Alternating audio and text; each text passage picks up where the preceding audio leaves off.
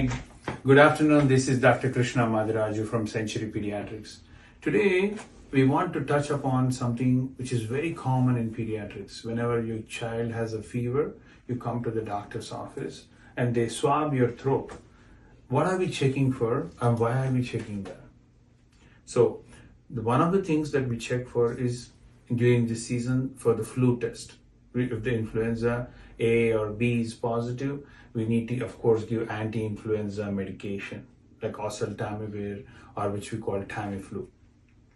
But the another thing that we check for is we send out a COVID test. If the COVID test comes back positive, of course, we'll have to treat it. Recently, the COVID cases have gone down drastically, but we still need to keep an eye out for those COVID cases.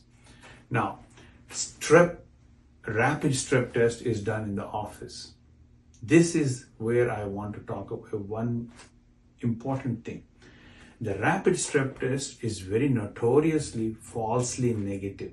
That means the clinician, the doctor, has to look carefully in the throat, and if he has a suspicion, he has to also send a backup strep culture, throat culture. And sometimes the rapid strep test comes back negative, but the throat culture a few days later can come back positive. Now, what will happen if you failed to treat a strep positive, thinking it is negative, but in reality it was positive?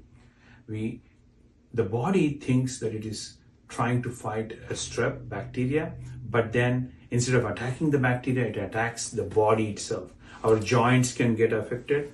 We can have severe joint pains, and these are called fleeting joint pains. Or you can develop a rash. It's called erythema marginatum. It's like a circle, like the edges are spreading.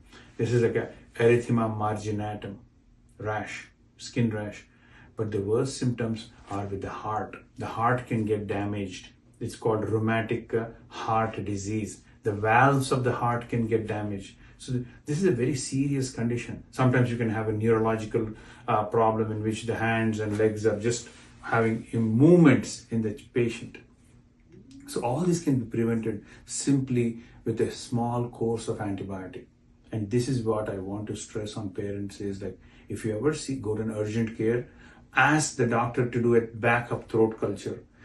Ask the doctor to maybe, see if we need to prevent this rheumatic fever in case the symptoms and signs are like really positive.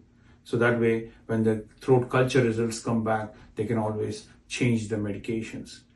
Just be aware of what this acute rheumatic fever is and how it's tying into strep throat, simple strep throat. Thank you. This is Dr. Krishna Madiraju from Century Pediatrics.